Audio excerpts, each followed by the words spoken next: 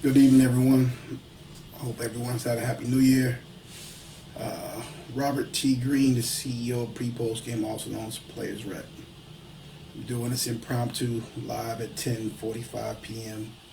because I got some on my chest, my mind, and my heart, and I need to speak to certain things to people and things that I'm probably going to say only one more time while I'm living or while I'm in this business. I apologize for my voice, a little under the weather. But for those who don't know, this video is about Damar Hamlin, safety from Buffalo Bills, was playing tonight. For those who don't know, he made a hit on number 85 T. Higgins of Cincinnati. He got back up, he fell back down, and at that time they had to administer CPR and AED on the field. He was taken to the local hospital where he currently is in Cincinnati in critical condition. Sad state of affairs and events that happens, but as an athlete, a former football player, and obviously that book behind Not For Long, we do understand there's a significant risk in what we do. But besides what happened, and prayers up, and I'm saying on this video, tomorrow fight like only a football player can, and only football players at a certain level know what that means, because we've been put in stressful situations that most people that ask us to do things, whether it's coaches, leagues, commissioners, they can never do and never done. That's why I said tonight I don't give a damn about any coach, any media pundit, any analyst, any commissioner, anybody. Because the reality is the problem that happened tonight is where you have about an hour. And again, I understand clearly how the National Football League and other sports leagues work pertaining to communications, mass media, public relations, getting the message out, all being on the same page. But the fact of the matter is, while that time has elapsed and you have many people on those media shows speaking, and the sad part about it is that because of the circumstances of this event, they all of a sudden become somebody they really wasn't just 10 minutes ago. So where the job now is to show empathy, you can tell, you can see right through it. It's not real. And at the end of the day, if the commissioner or anybody else or the players therefore decided to go back out there, their whole demeanor would change. And this is what it goes back to when it comes to players. So we praying again for Damar to get healthy. What most people don't know in the game of football, and I'm an arena football player, you see those jerseys behind me. Arena football is 10,000 times more dangerous than playing in the National Football League. Approximately, the NFL fullback has been taken out of the game at the heaviest, 250, 260. In arena, there are 300 and 320 nimble men in a confined space playing on turf, in particular on top of concrete or ice, depending on the hockey season, preceded by having walls around them. And then in many arenas, over those walls, there's nothing but concrete. So when you got men that can jump and run as fast as they're going, many of us, including myself, who still suffer significant injuries from our playing career, but there's no medical insurance and nobody there to say, oh, you're going to be okay, from what we decided to put ourselves through.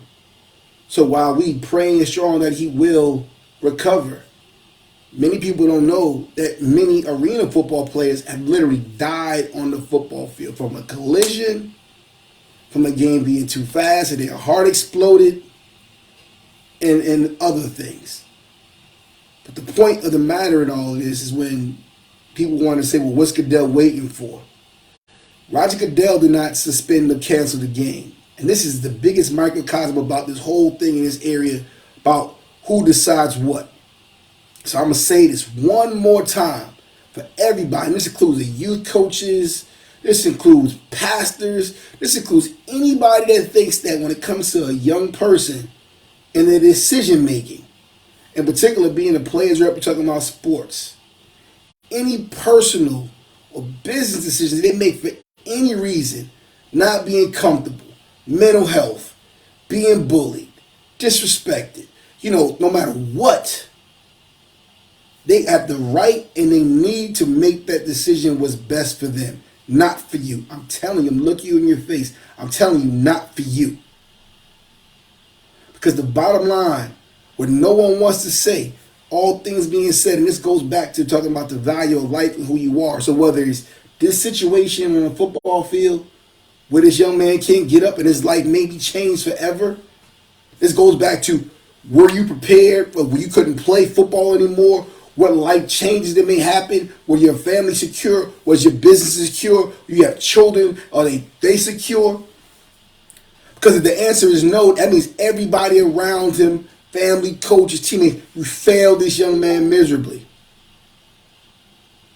That's one more example of that. Same thing with athletes, end of the day, get severely injured, whether it's the guy Eric LeGrand from Rutgers some years ago who was paralyzed, and now people turn around and give him standing ovations and claps. That's great and that's fine, but you know what? At the end of the day, he need more than that. These athletes need more than that. They need more than helmet stickers at Maryland for Jordan McNair when you allow the coach to do what you did to that kid because he lost his life unnecessarily under that same thoughts and prayers mantra. I'm sick of it. One of the main reasons why I'm really seriously considering leaving this business because I cannot watch and cannot invest in athletes more than they invest in themselves. I cannot watch and continue when I teach or tell them or parent and advise them on things that I know is going to put you in peril, but you do it anyway because you think you know. And then at the end of the day, all you got to say is prayers up. It is crazy the amount of information that people put out there pertaining to what someone should or should not do.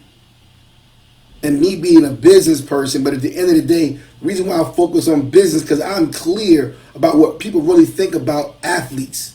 They do not respect us as human beings. They look at us as actual things that they can bet on, gamble on. Same thing.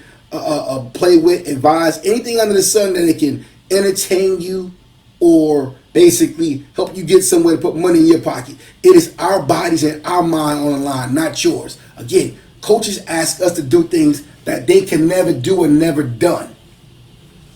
And because all we want to do as athletes is to live our best life and give ourselves the best opportunity to succeed, we do some of the stupidest and ignorant things known to mankind. Trust the facts, not the process. I said it before. When people talk about player safety or all of a sudden concerned about their rights, we have a situation right now in this world where it was just 7 months ago that we sent all these athletes out to play in a pandemic. But now when DeMar goes down, it's, oh my God. Where was the oh my God 7 months ago while y'all was in the house?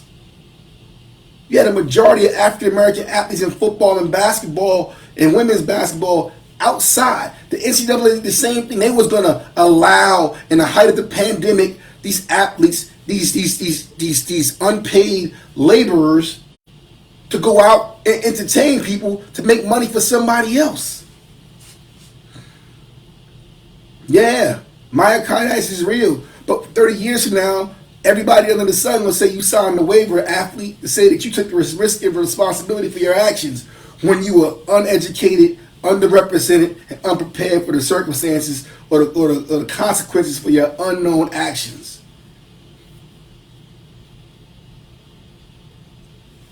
Parents, coaches at the lower level, love y'all, respect y'all. Y'all don't know this business. Stop hitting Google or Rocket Lawyer to figure out how the best way to serve the athlete who happens to be your child, your brother, your uncle, whoever. Seek professional help and services. Understanding who these athletes are, what they need, when they need it is critical. Because even in situations like this, a lot of guys get hurt and injured based off of previous situations that they didn't speak to, no matter whether me speaking about 3 months ago how Alabama groomed Tua Tagovailoa to be in the situation he is now. So again, First part, business-wise, he's lost hundreds of millions. Trust the facts, not the process. But that was groomed when he was at Alabama, when he got hurt for playing for something like a T-shirt, when he had $34 million guaranteed on the line, and he did it for the team. Anybody, when it comes to having generational wealth or opportunity to secure your family's future, needs to take that seriously and stop letting all these cliches and all these helmet stickers and all these other nonsensical things, stars, drive your decision-making process. Because when you make a stupid mistake, all you got is your thoughts and your prayers. But like anything else, if this young man is hurt to never play again, you're going to say to your back of your head, do I have insurance to cover the loss of what I had right now, what we're doing right now? Can we have this? Does the NFL have some type of insurance policy to cover his medical expenses? God forbid he needs support for however long it may be. You don't have no clue about that because you just worry about what the agent going to say and do in what restaurant and what type of swaggle or wagyu steak he going to serve you that night. Again, if you don't know me, I'm not out here to make friends. Just the facts, not the process. Some of y'all need a rude wake-up call when it comes to these things. The fact why I'm seriously considering leaving this industry again because I've done more in this business for people than anybody's walking around. That everybody's getting 6 and 7, 8-figure checks.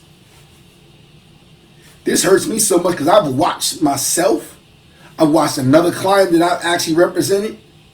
And before my life, when I almost had my life flash before my eyes with me being shot, tonight, I prayed more. This is the second time I prayed this much for someone else besides myself the one time that I was shot for DeMar. Because I know what it's like to be doing something that you want to do and all of a sudden, if you think it's gone. They tell you it's gone.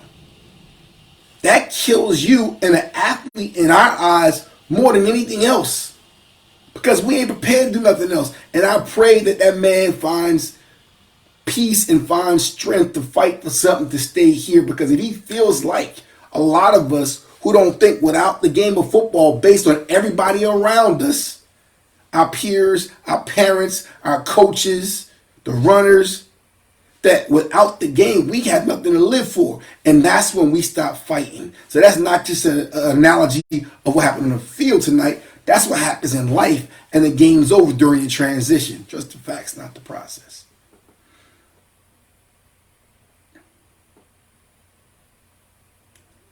We are human beings.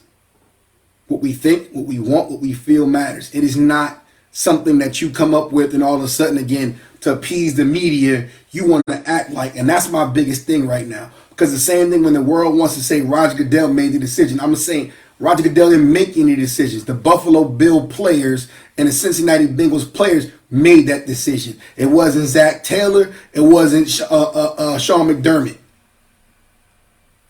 And it's never going to be. And when these college and high school players start to understand who they really are and what they need, then they'll start to make sure that the people that's coaching them around them or elevate themselves to basically make sure they put them in the best position possible. Not all that chirping and talking about what they're going to do because you say what you can't do what they do. That's the big lesson from tonight. That's the lesson for tonight. Yes, there are people that bet on the game that's calling MGM right now and want a refund because you know what? They don't care nothing about Damar Hamlin. Trust the facts, not the process. You can pretend that you do, but we know what it really is. Y'all say it all day long, next man up. But then when the kids hit the transfer portal, y'all complaining about, talking about tampering. Y'all been tampering since these kids came out of diapers. I'm not here to make friends.